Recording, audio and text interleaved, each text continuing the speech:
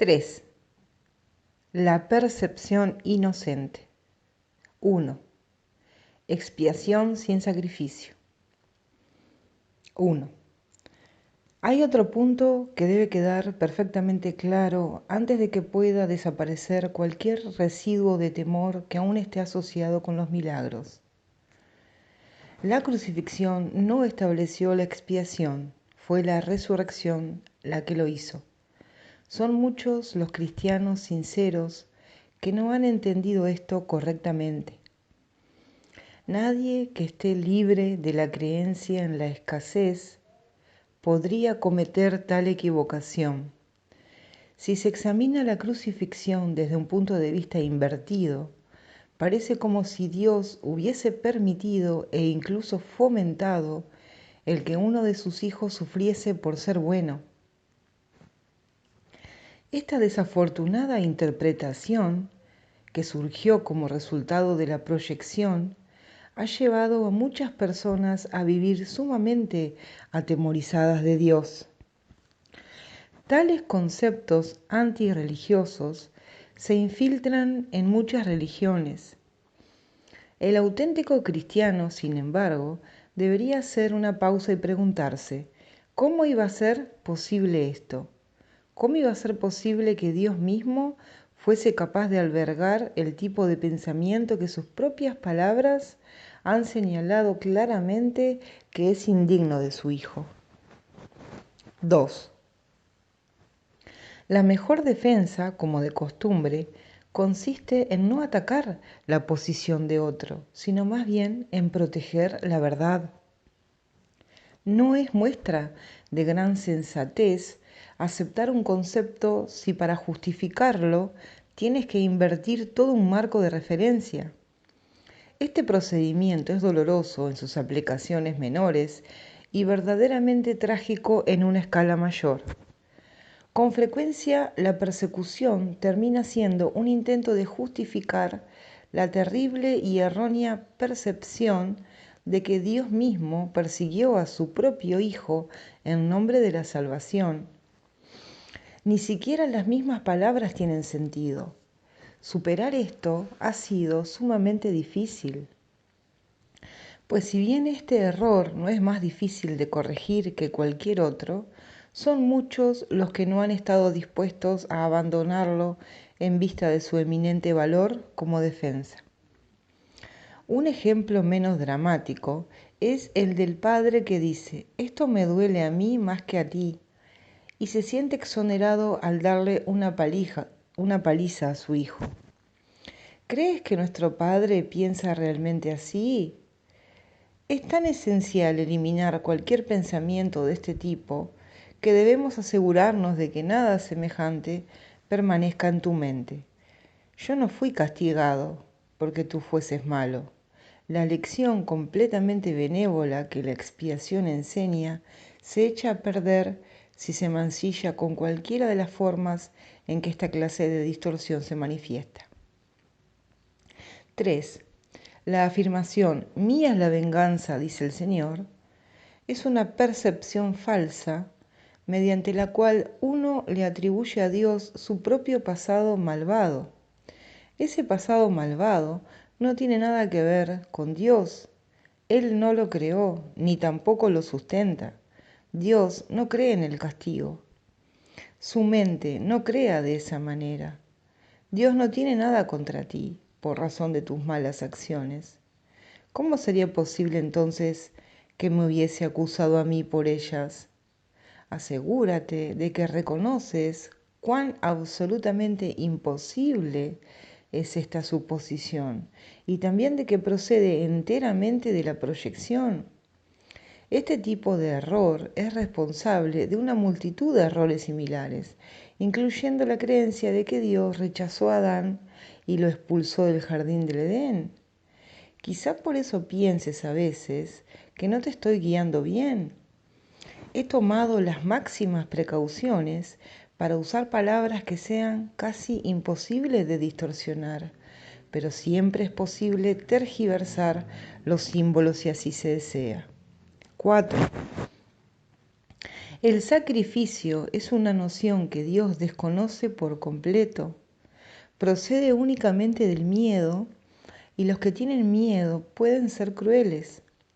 Cualquier forma de sacrificio es una violación de mi exhortación de que debe ser misericordioso, al igual como nuestro Padre en el cielo lo es. A muchos cristianos les ha resultado difícil darse cuenta de que esto les atañe a ellos. Los buenos maestros nunca aterrorizan a sus estudiantes.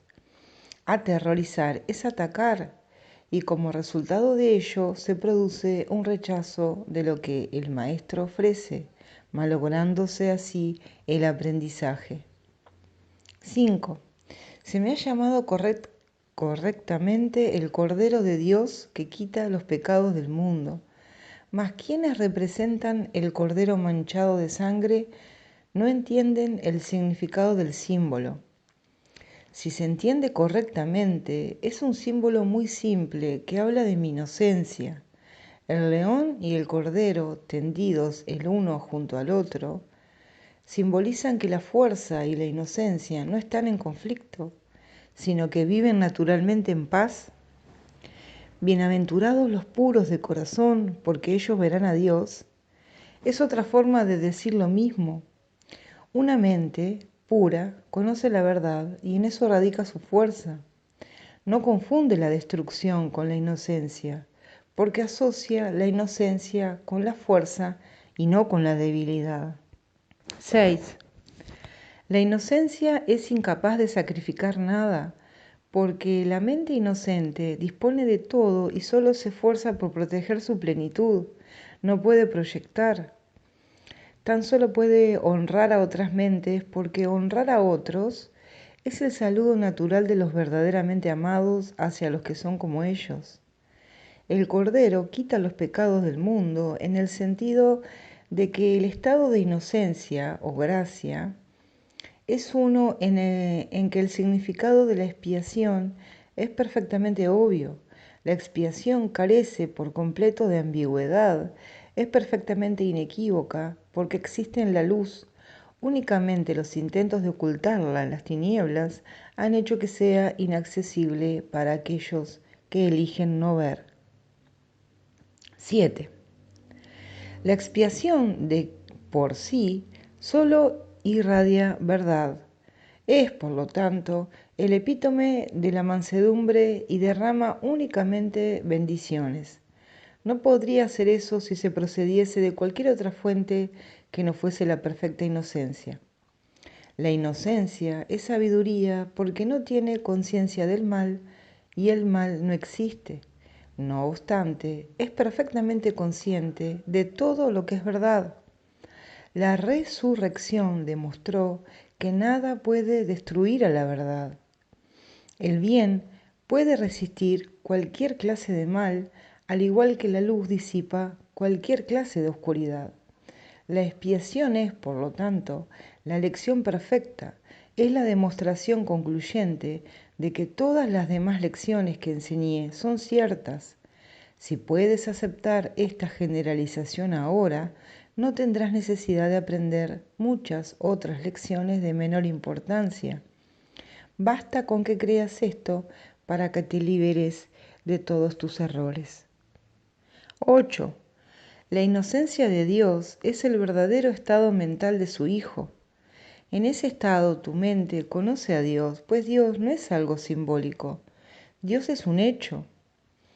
Cuando conoces a su Hijo tal como es, te das cuenta de que la expiación y no el sacrificio es la única ofrenda apropiada para el altar de Dios, en el que solo la perfección tiene cabida.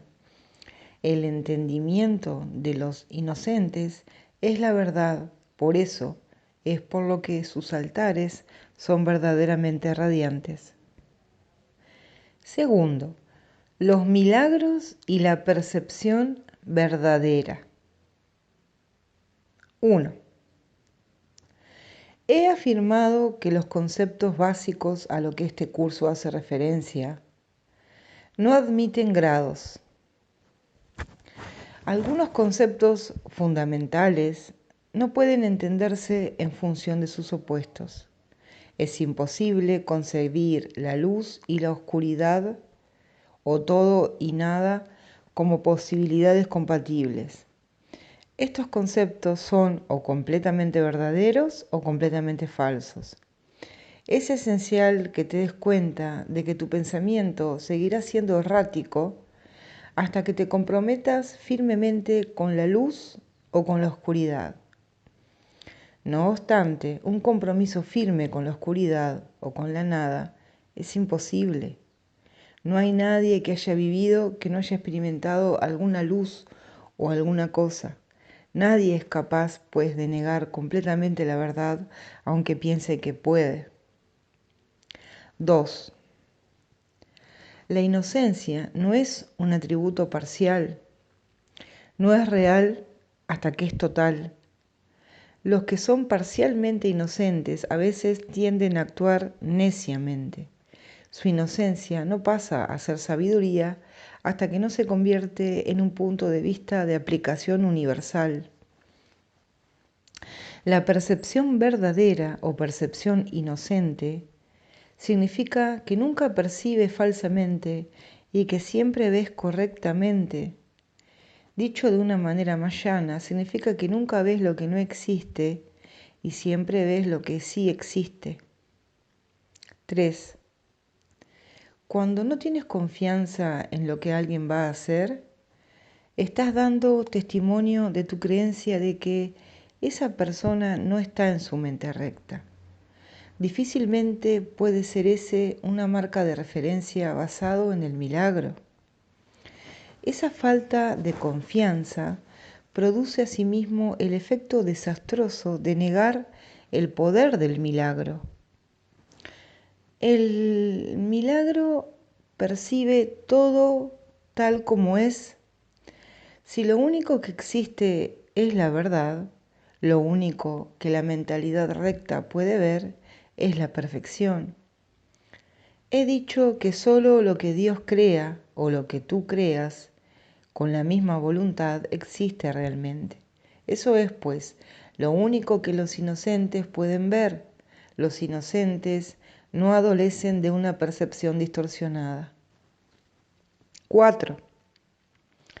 Tienes miedo de la voluntad de Dios porque has usado tu mente, que Él creó a semejanza de la suya propia, para crear falsamente.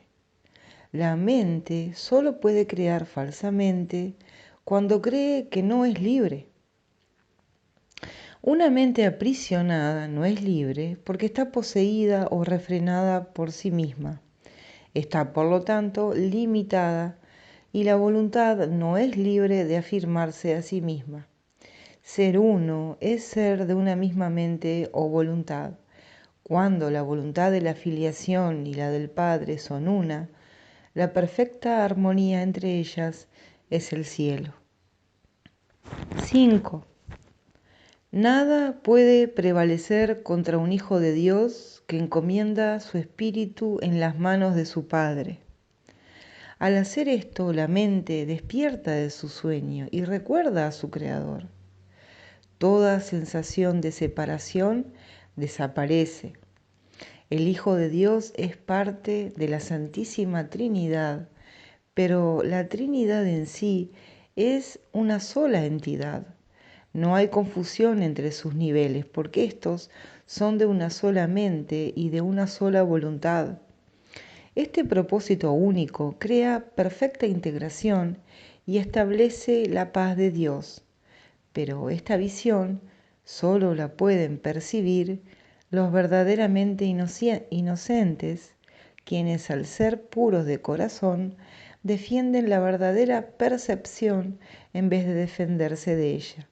Puesto que entienden la lección de la expiación, no tienen el deseo de atacar y por lo tanto pueden ver correctamente. Esto es lo que la Biblia quiere decir con cuando Él aparezca o sea percibido, seremos como Él, pues lo veremos tal como Él es. 6. La manera de corregir las distorsiones es dejando de tener fe en ellas y depositándola únicamente en lo que es verdad. No puedes hacer que lo que no es verdad lo sea. Si estás dispuesto a aceptar aquello que es verdad en todo lo que percibes, dejas que sea verdad para ti. La verdad supera todo error y aquellos que viven inmersos en el error y en la vacuidad jamás pueden encontrar consuelo duradero. Cuando percibes correctamente, cancelas tus percepciones falsas y las de los demás simultáneamente, puesto que los ves tal como son. Les ofreces tu aceptación de su verdad para que ellos puedan aceptarla en sí mismos. Esta es la curación que el milagro produce. Tercero, percepción y conocimiento. 1. Hemos estado haciendo hincapié en la percepción y apenas hemos hablado del conocimiento. Esto ha sido así porque la percepción tiene que ser corregida antes de que puedas llegar a saber nada.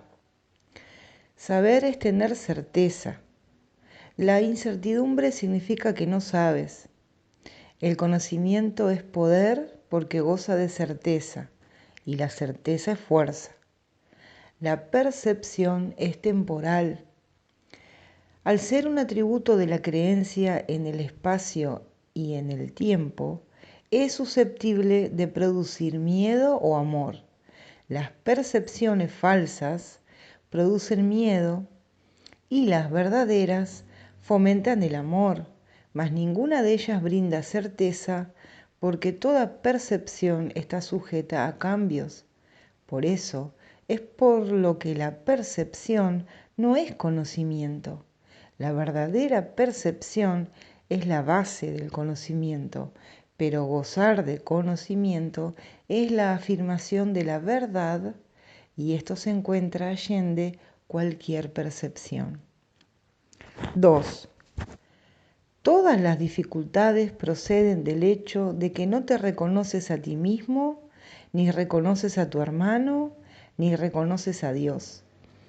Reconocer significa conocer de nuevo, implicando que antes gozabas de conocimiento. Puedes ver de muchas maneras debido a que la percepción entraña interpretación y eso quiere decir que no es íntegra ni consistente. El milagro, al ser una manera de percibir, no es conocimiento, es la respuesta correcta a una pregunta. Mas cuando sabes, no preguntas. El primer paso en el proceso de deshacer lo ilusorio es cuestionarlo. El milagro, la respuesta correcta, lo corrige. Dado que las percepciones cambian, su dependencia del tiempo es obvia. La forma en que percibes en cualquier momento dado determina tu comportamiento y las acciones solo pueden ocurrir en el tiempo. El conocimiento es intemporal porque la certeza es algo incuestionable. Cuando dejas de hacer preguntas es que ya has alcanzado el conocimiento. 3. La mente que cuestiona se percibe a sí misma en el tiempo y por lo tanto busca respuestas para el futuro. La mente no receptiva, por el contrario, cree que el futuro va a ser igual que el presente. Eso da lugar a un estado de aparente estabilidad que es normalmente un intento de contrarrestar el miedo subyacente de que el futuro va a ser peor que el presente. Este miedo coarta enteramente la tendencia a cuestionar. 4. La verdadera visión es la percepción natural de la visión espiritual, pero es todavía una corrección en vez de un hecho. La visión espiritual es simbólica y por lo tanto no es un instrumento de conocimiento. Es, no obstante, un medio de percepción correcta, lo cual la sitúa dentro del propio ámbito del milagro. Una visión de Dios sería un milagro más que una revelación. El hecho en sí de que la percepción esté involucrada demuestra que la experiencia no pertenece a la esfera del conocimiento. De ahí que las visiones, por muy santas que sean, son efímeras. 5. La Biblia te exhorta a que te conozcas a ti mismo, o lo que es lo mismo, a que tengas certeza. La certeza es siempre algo propio de Dios. Cuando amas a alguien, lo has percibido tal como es, y esto te permite conocerlo. Hasta que primero no lo percibas tal como es, no lo podrás conocer. Mientras sigas cuestionando lo que Él es, estarás implicando claramente que no conoces a Dios. La certeza no requiere acción. Cuando dices que estás actuando basándote en tu conocimiento, estás confundiendo el conocimiento con la percepción.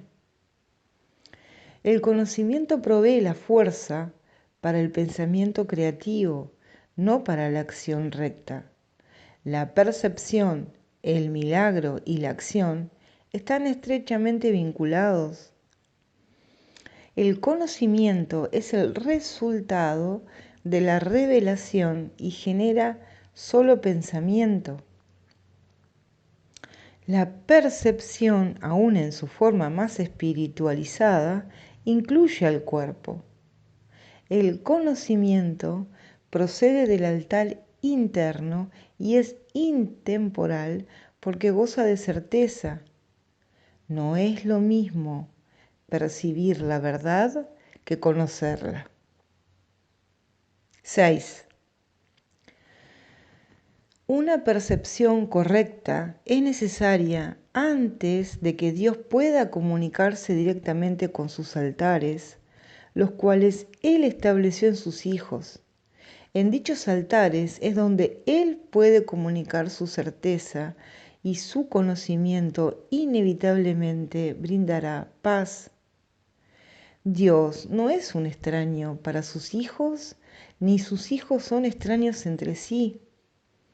El conocimiento precedió tanto a la percepción como al tiempo y finalmente los reemplazará. Ese es el verdadero significado de el alfa y la omega, el principio y el fin.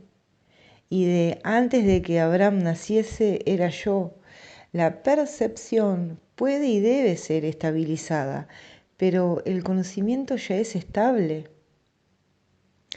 Teme a Dios y observa sus mandamientos, pasa a ser conoce a Dios y acepta su certeza. 7. Si atacas el error que ves en otro, te harás daño a ti mismo. No puedes conocer a tu hermano si lo atacas. Los ataques siempre se lanzan contra extraños.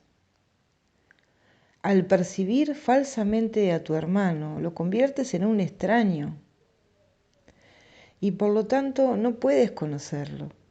Le tienes miedo porque lo has convertido en un extraño.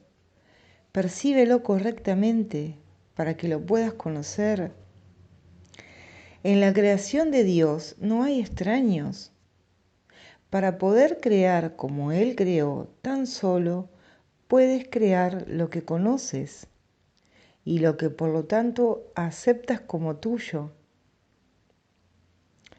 Dios conoce a sus hijos con absoluta certeza. Los creó conociéndolos. Los reconoce perfectamente. Cuando ellos no se reconocen entre sí, no lo reconocen a Él. 4. El error y el ego. 1. Las capacidades que ahora posees no son sino sombras de tu verdadera fuerza. Todas las funciones que ahora tienes están divididas y son susceptibles de ser cuestionadas y puestas en duda. Esto se debe a que no tienes certeza acerca de cómo vas a usarlas y por consiguiente el conocimiento queda vedado para ti. Y este te está asimismo vedado porque todavía percibes sin amor. Antes de que la separación introdujese las nociones de grados, aspectos e intervalos, la percepción no existía. El espíritu no tiene niveles y todo conflicto surge como consecuencia del concepto de niveles. Solo los niveles de la Trinidad gozan de unidad. Los niveles creados por la separación no pueden sino estar en conflicto. Ello se debe a que ninguno de ellos significa nada para los demás. 2. La conciencia, el nivel de percepción, fue la primera división que se introdujo en la mente después de la separación, convirtiendo a la mente de esta manera en un instrumento perceptor en vez de un instrumento creador. La conciencia ha sido correctamente identificada como perteneciente al ámbito del ego. El ego es un intento erróneo de la mente de percibirte tal como deseas ser, en vez de como realmente eres. Sin embargo, solo te puedes conocer a ti mismo como realmente eres, ya que de eso es lo único que puedes estar seguro. Todo lo demás es cuestionable. 3. El ego es el aspecto inquisitivo del ser que surgió después de la separación, el cual fue fabricado en vez de creado. Es capaz de hacer preguntas, pero no de percibir respuestas significativas, ya que éstas entrañan conocimiento y no se pueden percibir. La mente está, por consiguiente, confusa porque solo la mentalidad uno está exenta de confusión. Una mente separada o dividida no puede sino estar confundida. Tiene necesariamente que sentirse incierta acerca de lo que es y no puede sino estar en conflicto, puesto que está en desacuerdo consigo misma. Esto hace que sus aspectos sean extraños entre sí, y esta es la esencia de la condición propensa al miedo en la que el ataque siempre tiene cabida. Tal como te percibes, tienes todas las razones del mundo para sentirte atemorizado. De ahí que no te puedas liberar del miedo hasta que no te des cuenta, no solo de que no te creaste a ti mismo, sino de que tampoco habrías podido hacerlo. Nunca podrás hacer que tus percepciones falsas sean verdaderas y tu creación no se ve afectada en modo alguno por tu error. Por eso es por lo que en última instancia tienes que optar por subsanar la separación. 4. No se debe confundir a la mente que goza de conocimiento con la mentalidad recta, ya que solo esta última está vinculada a la percepción verdadera. Puedes tener una mentalidad recta o una mentalidad errada, y aún esto es cuestión de grados, lo cual demuestra claramente que ninguna de ellas tiene que ver con el conocimiento. El término mentalidad recta se debe entender como aquello que corrige la mentalidad errada, y se refiere al estado mental que induce a una percepción fidedigna. Es un estado de mentalidad milagrosa porque sana la percepción errónea, lo cual es ciertamente un milagro en vista de cómo te percibes a ti mismo. 5. La percepción siempre entraña algún uso inadecuado de la mente, puesto que la lleva a áreas de incertidumbre. La mente es muy activa. Cuando elige estar separada, elige percibir. Hasta ese momento su voluntad es únicamente gozar de conocimiento. Una vez que ha elegido percibir, no puede sino elegir ambiguamente, y la única forma de escaparse de la ambigüedad es mediante una percepción clara. La mente retorna a su verdadera función únicamente cuando su voluntad es gozar de conocimiento. Esto la pone al servicio del espíritu, donde la percepción cambia.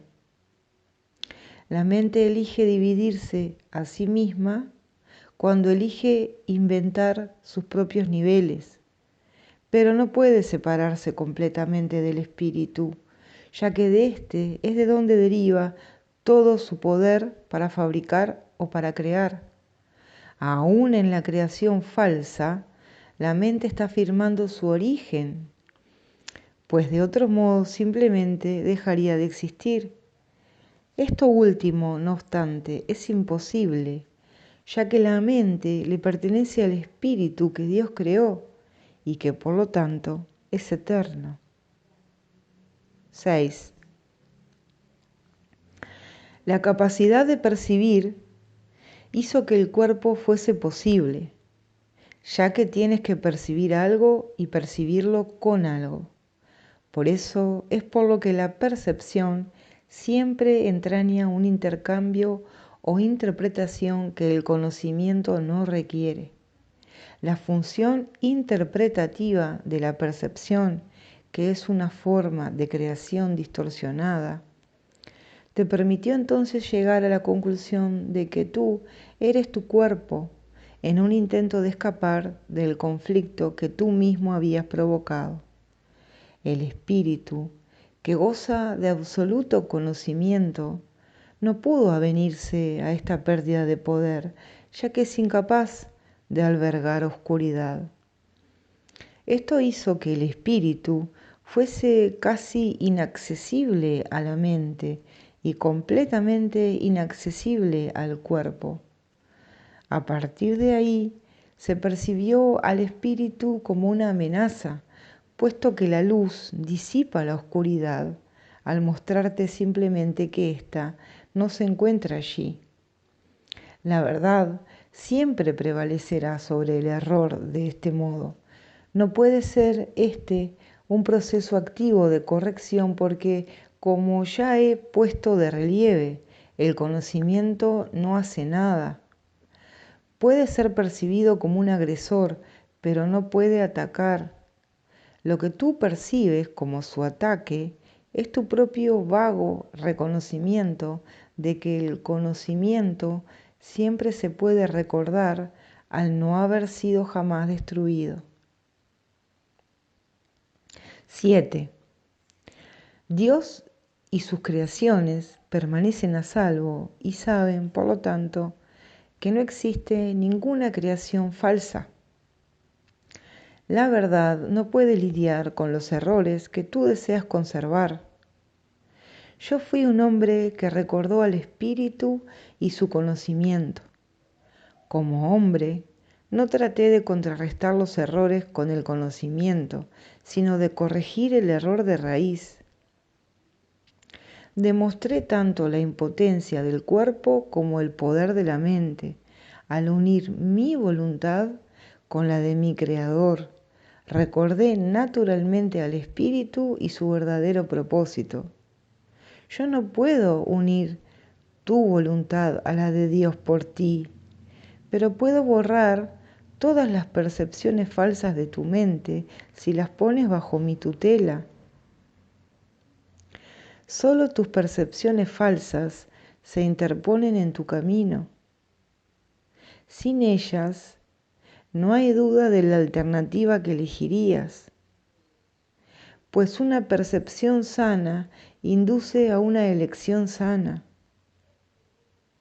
No puedo elegir por ti, pero puedo ayudarte a que elijas correctamente. Muchos son los llamados, pero pocos los escogidos. Debería rezar. Todos son llamados, pero son pocos los que eligen escuchar. Por lo tanto, no eligen correctamente. Los escogidos son sencillamente los que eligen correctamente más pronto. Las mentes sanas pueden hacer esto ahora y al hacerlo hallarán descanso para sus almas. Dios te conoce solo en paz y esa es la única y tu única realidad. Quinto, más allá de la percepción. 1. He dicho que las capacidades que ahora posees no son sino sombras de tu verdadera fortaleza y que la percepción, que es intrínsecamente enjuiciadora, comenzó solo después de la separación. Desde entonces nadie ha estado seguro de nada. He dejado claro asimismo que la resurrección fue el medio para regresar al conocimiento, lo cual se logró mediante la unión de mi voluntad con la de mi Padre. Es oportuno ahora establecer una distinción que ha de clarificar algunos de los postulados que se presentarán más adelante. 2. Desde que se produjo la separación, ha habido una gran confusión entre las palabras crear y fabricar. Cuando fabricas algo, lo haces como resultado de una sensación específica de carencia o de necesidad. Nada que se haya hecho con un propósito específico tiene la capacidad de poder generalizarse. Cuando haces algo para remediar lo que percibes como una insuficiencia, estás afirmando tácticamente que crees en la separación. El ego ha inventado un gran número de sistemas de pensamiento ingenioso con ese propósito, mas ninguno de ellos es creativo. La inventiva, aun en su manifestación más ingeniosa, es un esfuerzo en vano. Su naturaleza sumamente específica apenas se compara con la creatividad abstracta de las creaciones de Dios. 3. El conocimiento, como ya hemos observado, no conduce a la acción. Tu confusión entre tu verdadera creación y lo que has hecho de ti mismo es tan grande que se te ha hecho literalmente imposible saber nada. El conocimiento es siempre estable y es evidente que tú no lo eres. Aún así eres perfectamente estable tal como Dios te creó. En ese sentido, cuando tu comportamiento es inestable, estás en desacuerdo con la idea que Dios tiene acerca de tu creación. Puedes hacer esto si así lo eliges, mas no querrías hacerlo si estuvieses en tu mente recta.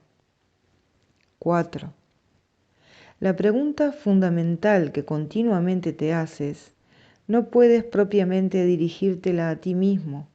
Continúas preguntándote qué es lo que eres, lo cual implica no solo que sabes la respuesta, sino que es a ti a quien le corresponde proveerla. No obstante, es imposible que puedas percibirte a ti mismo correctamente. No tienes una imagen que puedas percibir. La palabra imagen está siempre vinculada a la percepción y no forma parte del conocimiento. Las imágenes son simbólicas y representan algo diferente de ellas mismas. La idea de cambiar tu imagen reconoce el poder de la percepción, pero implica también que no hay nada estable en ti que se pueda conocer. 5. El conocimiento no está sujeto a interpretaciones. Puedes tratar de interpretar el significado de algo, pero en ese caso siempre existe la posibilidad de equivocarse, porque se refiere a la percepción que se tiene del significado. Tales incongruencias son el resultado de tus intentos de considerarte a ti mismo separado y no separado al mismo tiempo. Es imposible incurrir en una confusión tan fundamental sin aumentar aún más tu confusión general. Tu mente podrá haber llegado a ser muy ingeniosa, pero como siempre ocurre cuando el método y el contenido están en desacuerdo, la usas en un fútil intento de escaparte de un callejón sin salida. La ingeniosidad no tiene nada que ver con el conocimiento, pues el conocimiento no requiere ingeniosidad. El pensamiento ingenioso no es la verdad que te hará libre, pero te librarás de la necesidad de usarlo una vez que estés dispuesto a prescindir de él. 6. La oración es una forma de pedir algo, es el vehículo de los milagros.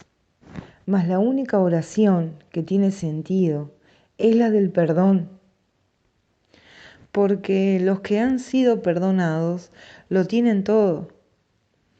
Una vez que se ha aceptado el perdón, la oración, en su sentido usual, deja de tener sentido. La oración del perdón no es más que una petición para que puedas reconocer lo que ya posees. Cuando elegiste la percepción en vez del conocimiento, te colocaste en una posición en la que solo percibiendo milagrosamente podías parecerte a tu Padre. Has perdido el conocimiento de que tú mismo eres un milagro de Dios. La creación es tu fuente y es también la única función que verdaderamente tienes. 7. La afirmación Dios creó al hombre a imagen y semejanza propia necesita ser reinterpretada. Imagen puede entenderse como pensamiento y semejanza como de una calidad semejante. Dios efectivamente creó al espíritu en su propio pensamiento y de una calidad semejante a la suya propia. No hay nada más. La percepción, por otra parte, no puede tener lugar sin la creencia en más y en menos. La percepción entraña selectividad a todo nivel. Es un proceso continuo de aceptación y rechazo, de organización y reorganización, de sustitución y cambio. Evaluar es un aspecto esencial de la percepción, ya que para poder seleccionar es necesario juzgar. 8.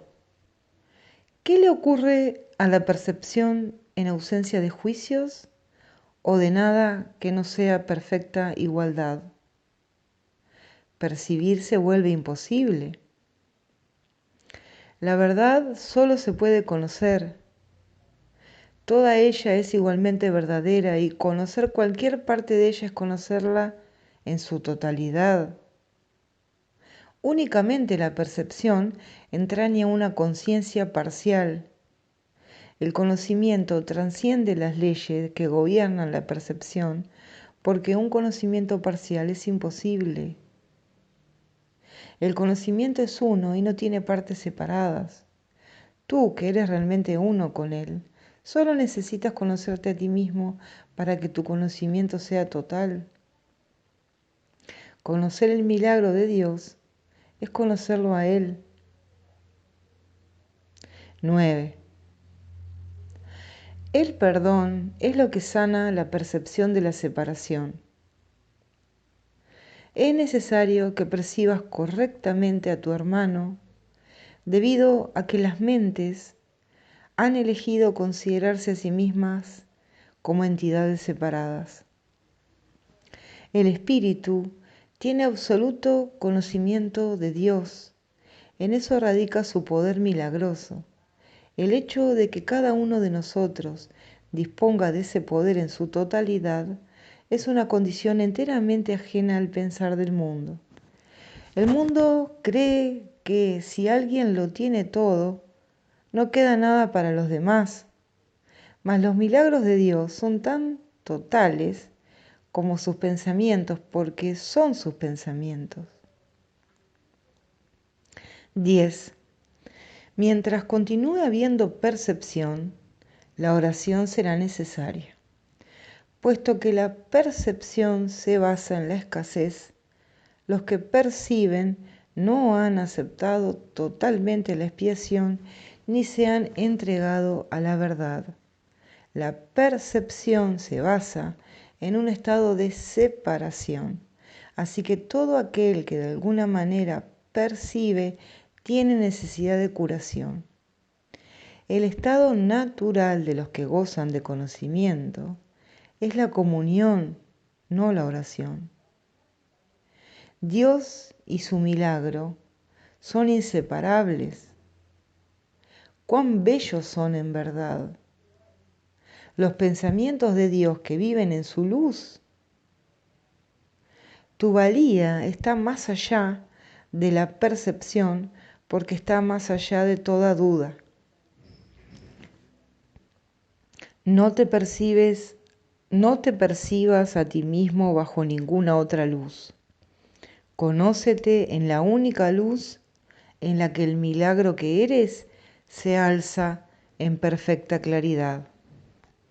Sexto, los juicios y el problema de la autoridad.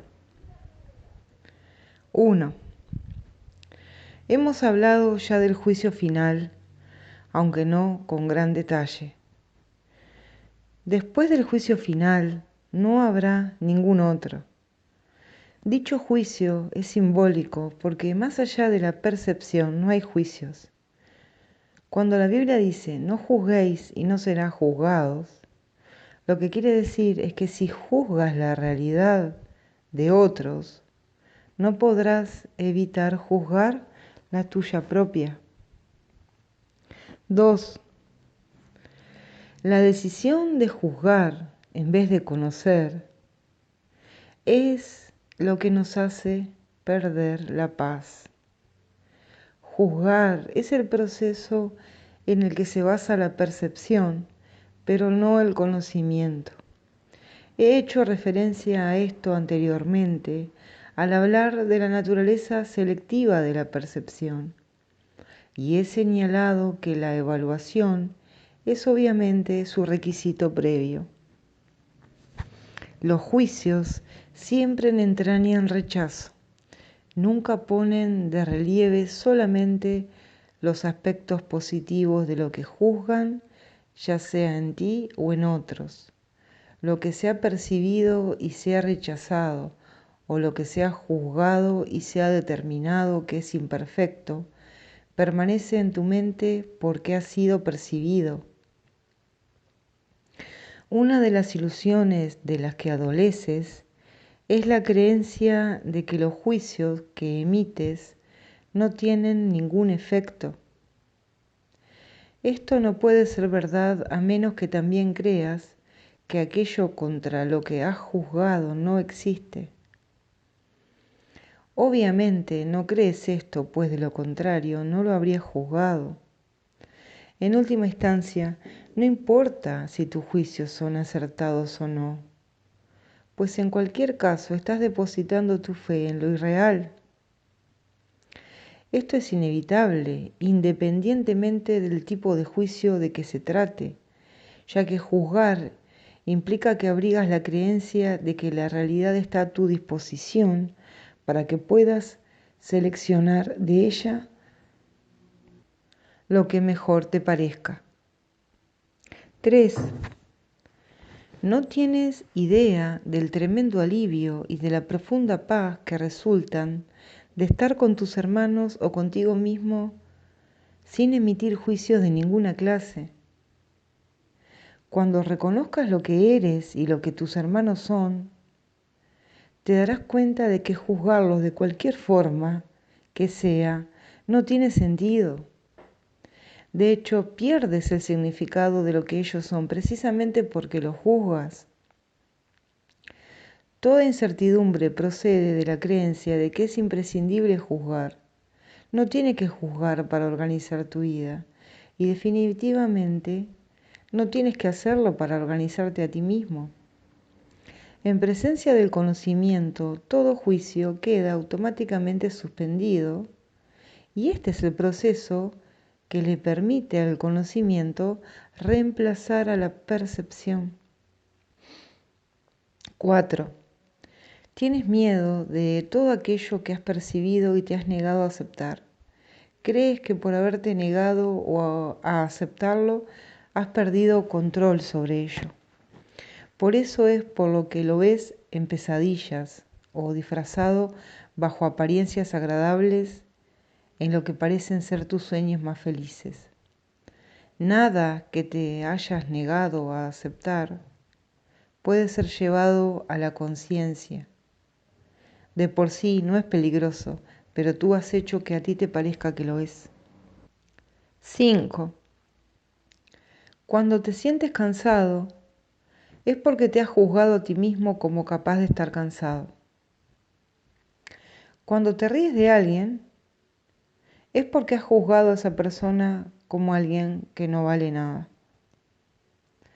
Cuando te ríes de ti mismo, no puedes por menos que reírte de los demás, aunque solo sea porque no puedes tolerar la idea de ser menos que ellos.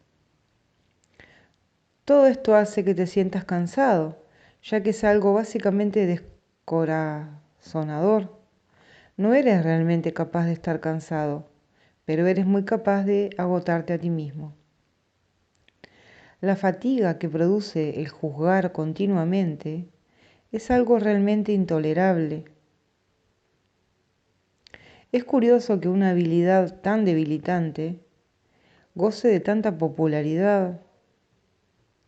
No obstante, si deseas ser el autor de tu realidad, te empañarás en aferrarte a los juicios. También les tendrás miedo y creerás que algún día serán usados contra ti. Sin embargo, esta creencia solo puede existir en la medida en que creas en la eficacia de los juicios como un arma para defender tu propia autoridad. 6. Dios ofrece únicamente misericordia. Tus palabras deben reflejar solo misericordia porque eso es lo que has recibido y eso es lo que deberías dar. La justicia es un expediente temporal o un intento de enseñarte el significado de la misericordia. Es juzgadora únicamente porque tú eres capaz de cometer injusticias. 7. He hablado de distintos síntomas y a ese nivel, la variedad de los mismos es casi infinita. Todos ellos tienen, no obstante, una sola causa: el problema de la autoridad. Esta es la raíz de todo mal. Cada síntoma que el ego inventa es una contradicción debido a que la mente está dividida entre el ego y el Espíritu Santo. De tal modo que cualquier cosa que el ego haga es parcial y contradictoria. Esta posición insostenible es el resultado del problema de la autoridad que, al aceptar como premisa el único pensamiento inconcebible, solo puede producir ideas que a su vez son inconcebibles. 8. El problema de la autoridad es en realidad una cuestión de autoría. Cuando tienes un problema de autoridad es siempre porque crees ser tu propio autor y proyectas ese engaño sobre los demás. Percibes entonces la situación como una en que los demás están literalmente luchando contigo para arrebatarte tu autoría. Este es el error fundamental de todos aquellos que creen haber usurpado el poder de Dios. Esta creencia les resulta aterradora, pero a Dios ni siquiera le inquieta. Él está deseoso, no obstante, por erradicarla, no como un castigo para sus hijos, sino tan solo porque sabe que les produce infelicidad. Las creaciones de Dios disponen de la verdadera autoría, mas tú prefieres permanecer anónimo cuando eliges separarte de tu autor. Al no tener certeza con respecto a quién es tu verdadero autor, Crees que tu creación fue anónima. Esto te pone en una situación en la que lo único que parece tener sentido es creer que tú te creaste a ti mismo. La disputa acerca de quién es tu autor ha dejado a tu mente en tal estado de incertidumbre que ésta puede incluso llegar a dudar de que tú realmente existas. 9. Solo los que abandonan todo deseo de rechazar pueden saber que es imposible que ellos puedan ser rechazados. No has usurpado el poder de Dios, pero lo has perdido. Afortunadamente, perder algo no significa que haya desaparecido.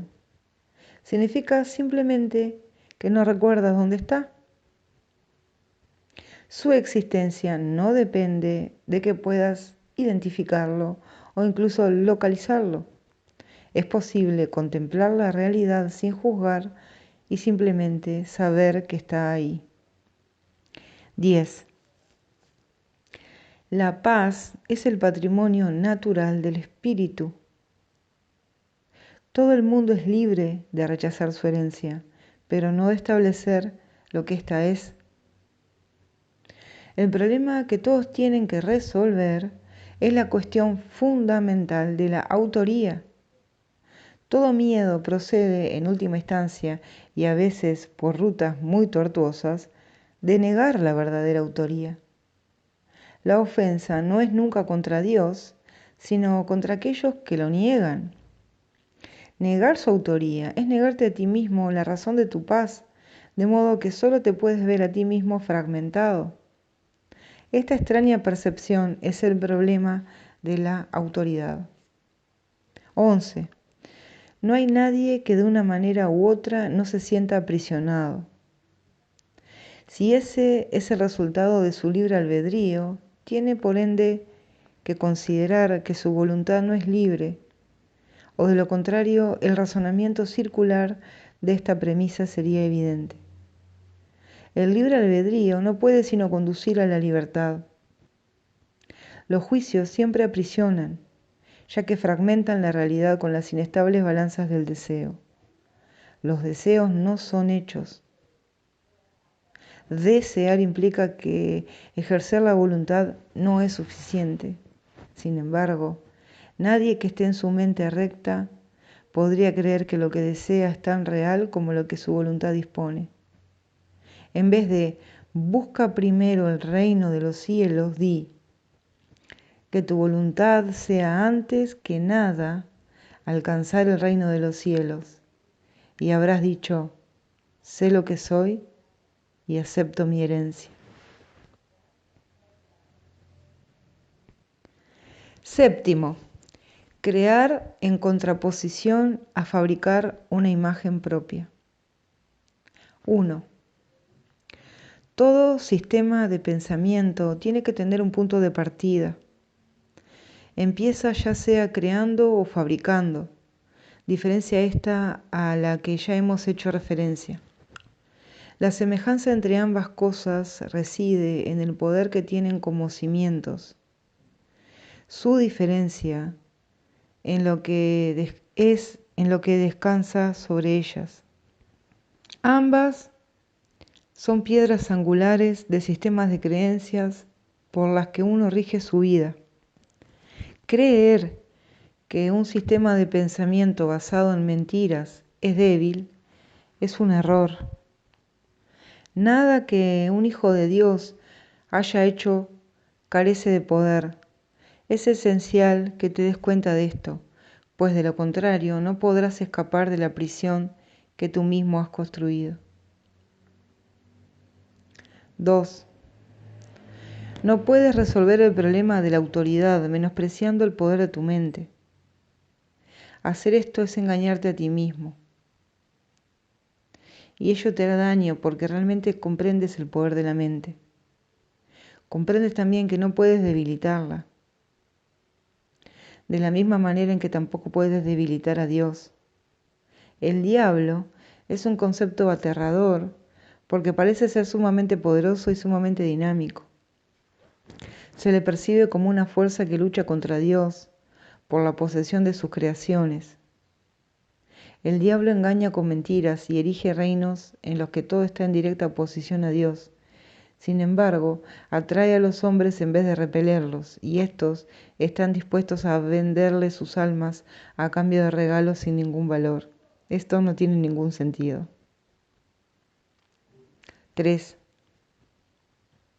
Hemos hablado ya de la caída o separación, mas su significado tiene que comprenderse claramente. La separación es un sistema de pensamiento que, si bien es bastante real en el tiempo, en la eternidad no lo es en absoluto. Para el creyente todas sus creencias son ciertas. En el jardín simbólico se prohibió la fruta de un solo árbol, mas Dios no pudo haberla prohibido, o de lo contrario, nadie la habría podido comer. Si Dios conoce a sus hijos, y yo te aseguro que los conoce, ¿cómo iba a ponerles en una situación en la que su propia destrucción fuese posible? Al árbol prohibido se le llamó el árbol del conocimiento. Sin embargo, Dios creó el conocimiento y se lo otorgó libremente a todas sus creaciones. Este símbolo se ha interpretado de muchas maneras, pero puedes estar seguro de que cualquier interpretación que conciba a Dios o a sus creaciones como capaces de destruir su propio propósito son erróneas. 4.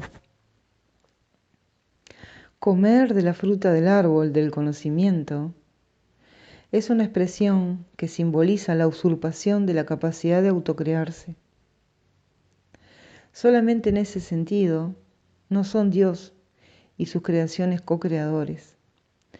La creencia de que lo son está implícita en el autoconcepto, o sea, la tendencia del ser a forjar una imagen de sí mismo. Las imágenes solo se pueden percibir, no conocer. El conocimiento no puede engañar, pero la percepción sí. Puedes percibirte como tu propio creador, pero lo que a lo sumo puedes hacer es creerlo. No puedes hacer que sea verdad. Y como dije anteriormente, cuando por fin percibas correctamente, no podrás sino alegrarte de que así sea. Hasta entonces, empero, la creencia de que sí puedes es la piedra angular de tu sistema de pensamiento y utilizas todas tus defensas para atacar las ideas que podrían ponerla al descubierto. Todavía crees que eres una imagen que tú mismo fabricaste. Tu mente está en desacuerdo con el Espíritu Santo en este punto y no hay posibilidad de resolver esto mientras te empeñes en creer lo que es literalmente inconcebible. Esa es la razón de que no puedes crear y que tengas miedo de todo lo que fabricas. 5. La mente puede hacer que la creencia en la separación sea muy real y aterradora, y esta creencia es lo que es el diablo. Es una idea poderosa, dinámica y destructiva que está en clara oposición a Dios debido a que literalmente niega su paternidad. Examina tu vida y observa lo que el diablo ha hecho, pero date cuenta de que eso que ha hecho se desvanecerá completamente a la luz de la verdad, ya que su cimiento es una mentira. El hecho de que Dios te haya creado constituye el único cimiento que no puede ser debilitado, ya que la luz se encuentra en él. Tu punto de partida es la verdad y tienes que retornar a tu origen. Mucho se ha visto desde entonces, pero en realidad no ha ocurrido nada. Tu ser no ha dejado de estar en paz a pesar de que tu mente está en conflicto. Todavía no has retornado lo suficiente y de ahí que tengas tanto miedo. A medida que te acercas a tu origen, experimentas el miedo a la destrucción de tu sistema de pensamiento, como si se tratase de miedo a la muerte, pero la muerte no existe. Lo que existe es la creencia en la muerte. 6. La rama que no da fruto será cortada y se secará. Alégrate de que sea así. La luz brillará desde la verdadera fuente de la vida y tu forma de pensar quedará corregida. No puede ser de otra manera. Tú, que tienes miedo de la salvación, estás eligiendo la muerte. Vida y muerte, luz y oscuridad, conocimiento y percepción son conceptos irreconciliables. Creer que se pueden reconciliar es creer que Dios y su Hijo no pueden reconciliarse. Solo la unicidad del conocimiento está libre de conflicto. Tu reino no es de este mundo, porque te fue dado desde más allá de él. La idea de un problema de autoridad tiene sentido únicamente en este mundo. Al mundo no se le abandona mediante la muerte, sino mediante la verdad. Y la verdad solo la pueden conocer aquellos para quienes el reino fue creado y por quienes espera. Fin de la tercera parte.